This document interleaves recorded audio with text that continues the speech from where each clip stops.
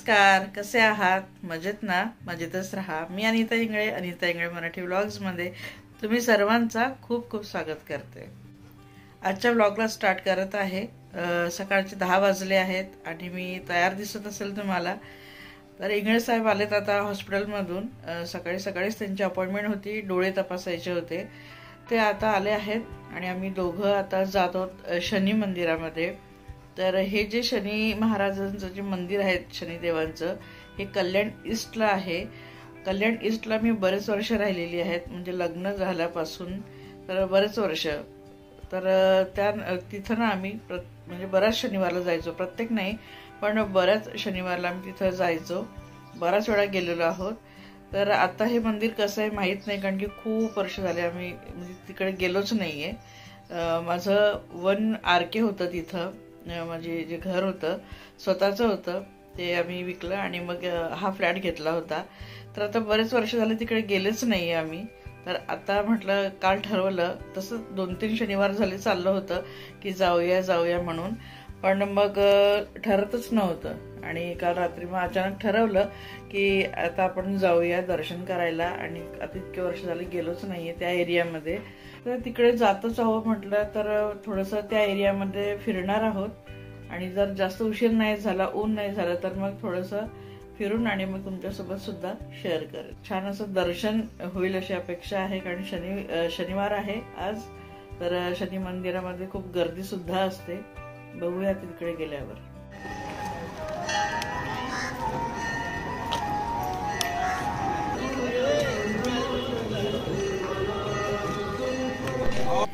आलो आहोत आम्ही दोघंही इथं शनिदेवांच्या दर्शनाला. समोर बघू शकता तुम्ही मंदिर आहे छान. आणि आताच अहोंनी तेल घेतलं आहे आणि रुईच्या पानांची माळ घेतली आहेत चढवायला, कारण ही शनिदेवाला अत्यंत प्रिय आहे. फार मोठी रांग नव्हती, छोटीशीच रांग होती. तर सकाळच्या वेळी आलो होतो म्हणून फारशी अशी गर्दी नव्हती. नंतर संध्याकाळी खूप गर्दी होती इथं. आणि हा जो आवारा मी तुम्हाला दाखवला मंदिराच्या आजूबाजूला, हा इथं एवढा नव्हताच, मोकळं मैदान होतं. आणि बाहेर तुम्ही जे लाईन बघितली ना, जे भिक्षुक बसले होते भिक्षा वगैरे मागण्यासाठी, त्यांची एवढी गर्दी नसायची जेवढी आज आहे. तर इथं तेल बघू शकता, तेल घेतलं आहे आणि अहोनी इथं तेल चढवलं आहे शनी महाराजांवर. आणि इथं रुईच्या पानांची माळसुद्धा चढवली आहे. तर तेल आणि माळ वगैरे चढवण्यासाठी शनी महाराजांची इथं वेगळी जी छोटी मूर्ती आहे ती स्थापित केली गेली आहे आणि गाभाऱ्यामध्ये मोठी मूर्ती आहे. तर शनी महाराजांना हे रुईचे पानं आणि तेल अत्यंत प्रिय आहे, म्हणून ते चढवलं जात असते नेहमीच. तर मीही नमस्कार केला आणि आता मी देवारात आतमध्ये आलो आहोत. तर इथं बघू शकता छान असं म्हणजे डिझाईन केलेलं आहे. ते एवढं नव्हतंच आधी, काहीच नव्हतं खरं म्हटलं तर. साधं सिंपल एक देऊळ होतं, पण लोकांची जी श्रद्धा होती त्या श्रद्धेमुळे हे देऊळ खूप छान आता भलं मोठं झालेलं आहे. आणि इथं नुकतंच कदाचित स्नान वगैरे झालं असेल आणि वस्त्र वगैरे चढवले गेले असतील, तर म्हणून आता फूल हार आणि दागिने वगैरे शनी महाराजांना चढवले जात आहेत. पुजारी आतमध्ये पूजा करत आहेत म्हणून पडदे त्यांनी लावलेले होते. पण बघू शकतात दर्शन छान झालं आहे शनी महाराजांचं, आणि तुमचं देखील झालं असेल. तर असा हा आतमधला एरिया आहे. आणि इथं बाहेर प्रसाद वगैरे घेतला आम्ही आणि मग बाहेर उतरलो देवाराच्या बाहेर. तर तुम्हाला बाहेरचा आवारा दाखवते. आतून हा बाहेर असा आवारा आहेत.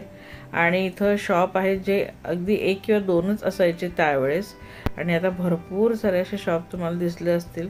आणि बघा असं काही हे देऊळ आहेत, जे आधी खूप अगदी छोटं होतं, जास्त फार काही इथं गर्दी नसायची. बऱ्याच लोकांना तर माहिती पण नव्हतं की इथं शनी महाराजांचं मंदिर आहे. तर हे सगळे जे बसलेले आहेत ना भिक्षा वगैरे घेण्यासाठी, तर इथं ना मला दिसले ते मी तुम्हाला सांगते की चांगली लोकंसुद्धा बसलेली होती. अगदी म्हणजे त्यांचं कदाचित हाच धंदा असावा, इथं येऊन बसायचं शनिवारला, म्हणजे आपसूक आपल्याला 2 वेळचं जेवण आपलं पोटभर इथं होते. कारण की शनिवारला लोक जास्त करून दान वगैरे करत असतात. मी तर फार काही घेतलं नाही, पण अहोंची इच्छा होती म्हणून बिस्किटचे पॅकेट्स घेतले आणि प्रत्येकाला हे बिस्किटचे पॅकेट दिले. आणि हे देतानाच मला जाणवलं की जे अगदी हातापाय चांगले होते, अगदी व्यवस्थित होते, ते सुद्धा हे घेत होते अगदी हात पुढे करून. तर मी माझ्या अहोंची इच्छा होती म्हणून मी सगळे बिस्किट्स वगैरे या सगळ्यांना वाटले आणि मग तिथून आम्ही निघालो. तर जसं मी म्हटलं होतं की जर फिरायला मिळालं आजूबाजूला तर शूट नक्की करेल, पण एवढं काही फिरायला वेळ मिळाला नाही आणि ऊनही खूप होतं. तर भाज्या घेतल्या, भाज्या छान टवटवीत दिसल्या, पालेभाज्या घेतल्या आणि काही इकडनं सुद्धा मी भाज्या घेतल्या. छान हिरव्यागार भाज्या होत्या. पहाटेची वेळ म्हणजे जास्त ऊन वगैरे झालं नव्हतं, नुकतेच दुकानं लागलेली होती आणि येताना घराजवळच ही रसवंती आहे. तर दोघंही इथं थांबलो थोडा वेळ आणि दोघांसाठी रस बनवायला लावला त्याला. पण इथं उभं न राहता म्हणजे इथं उभं राहून पिण्यापेक्षा म्हटलं घरी पार्सल घेऊन जाऊ आणि आरामात पिऊ. तर उन्हातून आल्यानंतर ना असं गटागट पाणी पिण्यापेक्षा असं काही रस वगैरे जर असेल ना अवेलेबल तर तो प्यायला पाहिजे. तर इथं घरी आल्यानंतर कपडे वगैरे चेंज केले, रस मी फ्रीजमध्ये ठेवून दिला थोडा वेळ आणि इथं मी पापड सुकत आहे. तर बघू शकतात तेवढंच ऊन येते म्हणजे गॅलरीमध्ये, अर्धं ऊन वरती झाडांना जाते आणि खाली थोडंसं ऊन असते. तर काही वाळवायचं असेल तर मी अशा प्रकारे खाली एका ताटामध्ये घेऊन वाळवते. तर मागच्या वर्षी बहिणीकडून ऑर्डर देऊन आणि मी पापड बनवून घेतले होते. तर ते पापड इथं मी वाळत घालत आहे. थोडे थोडे करून 2-3 दिवस या उन्हामध्ये ठेवले नक्की छान सुकतील.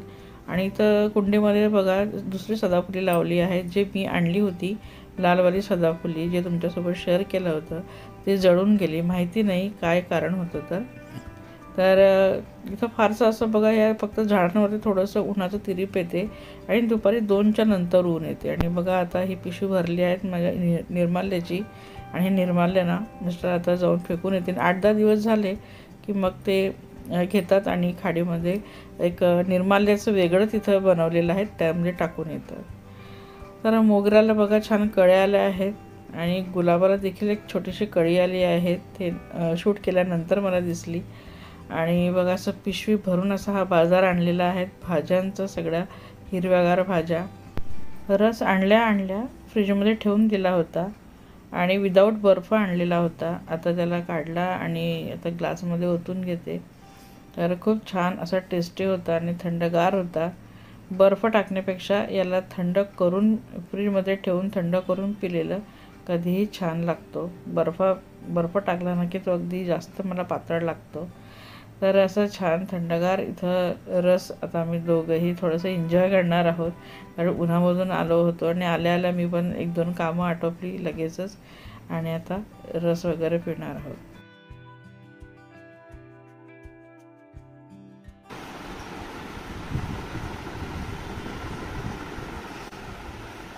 आल्यावरती मस्त घरी आरामात बसून पिता येतो. बाहेर रस्त्यात उभं राहण्यापेक्षा घरी येऊन आरामात पाहिजे.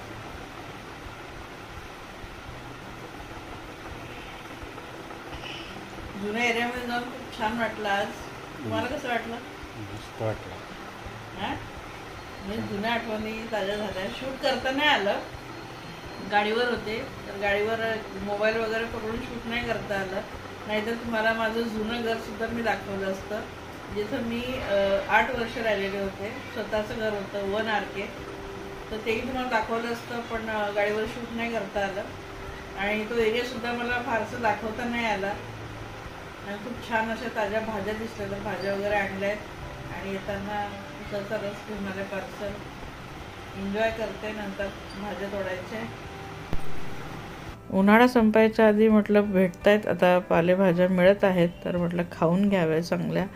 तर खूप साऱ्या अशा पालेभाज्या आणल्या होत्या आणि काही चवळीच्या शेंगासुद्धा आणल्या होत्या आणि काही वालसुद्धा आणला होता, लाल माठ, पालक आणि चवळीची तीसुद्धा आणली होती. हे सगळं काही घेऊन आले होती. तर आठवड्यात आता काही टेन्शनच नाही कुठली भाजी करायची, असं काहीच म्हणजे टेन्शन नसणार आणि मस्त पालेभाज्या देखील खाल्ल्या जातील. तर उन्हाळा लागल्यानंतर ना पालेभाज्या फार कमी मिळतात, तर हिवाळ्यामध्येच मिळतात. आता ते हळूहळू मार्केटमधून कमी होतील. जोपर्यंत आहे तोपर्यंत घेऊन खाऊन घ्यायच्या. आणि तसं तर मुंबईला ना 12ही महिने कुठलीही भाजी मिळते, पण ते ऑफ सीझनची भाजी असेल ना, ते कुठं आणि कशी उगवलेली असेल माहीत नाही. म्हणून त्यावेळेस खाण्यापेक्षा सीझनमध्ये खाल्लेल्या बऱ्या. तर ते सगळं काही फळभाज्या किंवा जे गाजर, मुळा वगैरे काकडी सगळं वॉश करून ठेवणार आणि सगळ्या भाज्या तोडून ठेवणार, पण एकटी नाही बरं का, अहोंना मदतीला घेणार आहेत. कारण एकटी एवढं तोडत बसेल ना तर पूर्ण दिवस जाईल आणि कमरेची वाट देखील लागणार आहे. रविवारची सकाळ आहे आणि इथं मी बनवत आहेत उडदाची डाळ, उडदाचं वरण किंवा केवटी वरणसुद्धा म्हणतात याला. आता तुम्ही म्हणाल एवढ्या भाज्या आणल्या तरी पण डाळ बनवते, तर काय करणार, अहोंची इच्छा होती उडदाची डाळ आणि हे आमच्याकडे संडे स्पेशल असतं. तर मी इथं अर्धी वाटी काळी डाळ घेतली आहेत, सालाची उडदाची डाळ घेतली आहेत आणि अगदी 2 चमचे मी चणा डाळ घेतली आहे. तुम्ही यामध्ये तुरीची डाळसुद्धा ॲड करू शकतात. गावाकडे तुरीची डाळ, थोडीशी मुगाची डाळ असं चमचाभर घेतात आणि जास्ती ही काळी डाळ असते, सालाची उडदाची डाळ.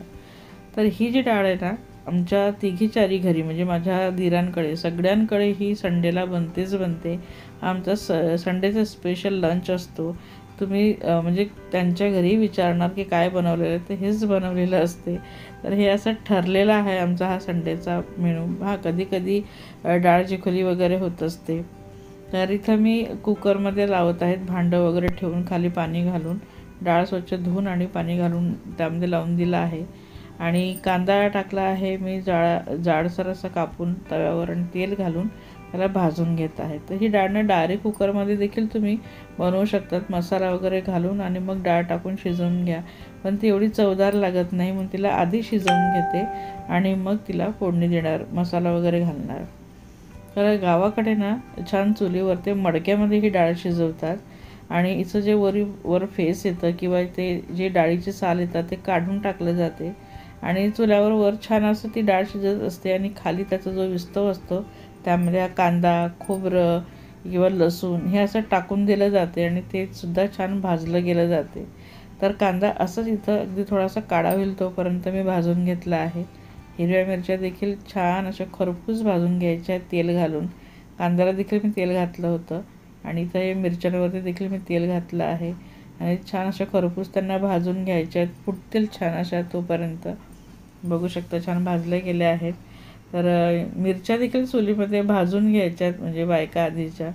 तर जिरं घातलं आहे चमचाभर, ते देखील भाजून घेतलं आहे. या ठिकाणी जिरं पावडर देखील यूज करू शकतो आणि थोडंसं मी ओलं खोबरं घेतलं आहे. हे ऑप्शनल आहे, कोणी सुकं खोबरं घेते, कोणी ओलं खोबरं, तर कोणी खोबरं घेतच नाही. तर खोबरं देखील टाकलं ना खूप छान लागते. ओलं खोबरं देखील खूप छान चवदार लागते यामध्ये. आणि आल्याचे मी एक बारीक बारीक काप करून घेतले आहेत मिक्सरमध्ये, ते जाड राहणार नाही म्हणून. त्याच मसाल्यामध्ये खोबरं देखील छान असं खरपूस भाजून घेणार आहेत. बघू शकतात 2च जणांची भाजी आहे. पूर्वेश दुपारपर्यंत येणार आहे, तर तो कदाचित जेवणार नाही म्हणून मग, आणि जर जेवला तरी ही डाळ त्याला आवडते. लसूण देखील मी असं बारीक कापून घेतला आहे आणि नंतर हळदसुद्धा घेतली होती, पण शूट करायचं राहिलं. आणि बघा असं मिक्सरमध्ये याचा मसाला करून घेतला आहे. भरपूर कोथिंबीर घेतला होता मी त्यामध्ये. आणि डाळ बघा अशी छान शिजली आहे. ही जी डाळ आहे ना अगदीच गळून नाही घ्यायची, थोडीशी अशी बोटाला ती लागेल तिथपर्यंत ठेवायची आहे. आणि छान असं शिजून झाली आहेत आणि आता फोडणी घालणार आहेत. तेल घातलं आहे, त्यामध्ये थोडासा हिंग घातला, थोडंसं जिरं घातलं आणि आता यामध्ये हा मसाला घालणार आहे. तर हा मसाला घालताना गॅस कमी ठेवायचा, नाहीतर खूप अंगावर ते उडत असतं ते. आणि पटकन झाकण ठेवून घ्यायचं आणि जे भांडं आहेत ना त्यामध्ये सुद्धा पाणी वगैरे घालून ते सुद्धा टाकायचं. तर ही जी डाळ आहे ना आमच्या घरामध्ये लहानांपासून तर मोठ्यापर्यंत सगळेच खातात. याला कोणी नाही म्हणत नाही, ही सगळ्यांचीच फेवरेट आहे. अशी एकमेव ही वस्तू की आमच्या मुलांना देखील सगळ्यांना आवडते. ही भाजी केली की वेगळी दुसरी भाजी करण्याची गरजच नाही. तर हिला आम्ही केवटी डाळ म्हणतात किंवा मग उडदाची डाळ सरळ असंही म्हणतात. यासोबत चपाती किंवा भाकरी आम्ही खातो. तर मी ज्वारीची भाकरी बनवणार आहे. तर यामध्ये पाणी देखील हिशोबाने घातलं आहे, मीठ घातलं आहे. वरून कोथिंबीर घालण्याची अजिबात गरज नाही. आणि छान आता हिला उकळी येऊ देणार. आणि यामध्ये थोडासा ट्विस्ट मी आणणार आहे, जी माझी पद्धत आहे. तर मी थोडंसं इथं तडका मी तयार करत आहे. तेल घातलं आहे तडका पॅनमध्ये आणि इथं एका बाजूला भाजी देखील बॉईल होत आहे. आणि यामध्ये आता मी दुसरं काहीच घालणार नाही, कारण की भाजीमध्ये हिंग वगैरे घातला होता. तर यामध्ये थोडासा लसूण घालत आहे, कढीपत्ता आणि लाल मिरचीचे तुकडे करून घालत आहे. ह्याला छान असं आपण तडका हा तयार करून घ्यायचा आहे. आणि जी बॉईल केली झालेली भाजी आहे ना, त्याचा गॅस बंद करायचा आणि त्यामध्ये हे सोडून आणि लगेचच झाकण बंद करायचं. खूप छान असं सुगंधही येतो आणि टेस्टही खूप छान वाढतो. आणि बघा मी हे त्यामध्ये घालून घेतलं आहे आणि परत मग त्याच तडका पॅनमध्ये डाळ अशी घालून त्याला हलवून घेतलं आहे. बघा सुंदर कलर आला आहे आणि स्वादला देखील खूप छान झाली होती. अहोनी पहाटे ताक देखील आणलं होतं, तर म्हटलं चला मठ्ठा देखील बनवूया. आणि उन्हाळा लागला आहे तर मठ्ठा प्यायलाच पाहिजे. ताकाचा आंबटपणा मी बघून घेतलं, त्या हिशोबाने थोडं पाणी घातलं, आलं अगदी बारीक कापून घातलं, किसून देखील घालू शकतात, कोथिंबीर घातलं आहे. नंतर थोडं मी काळं मीठ घालते आणि थोडंसं जिरा पावडर आणि नंतर चाट मसाला देखील घालते.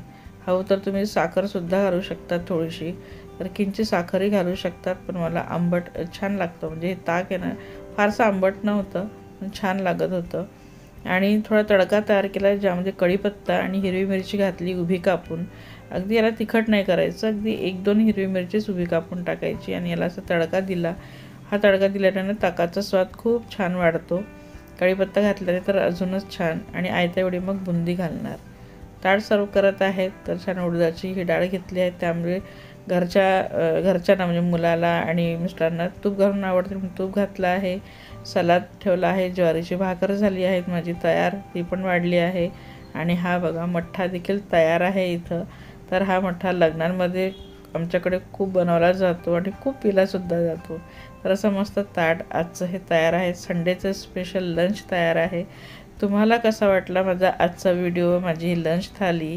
आणि तुम्ही देखील शनिदेवांचं दर्शन घेतलंच असेल तर एकूण आजचा व्लॉग आवडला असेल तर प्लीज लाईक करा, कमेंट करा, शेअरसुद्धा करा.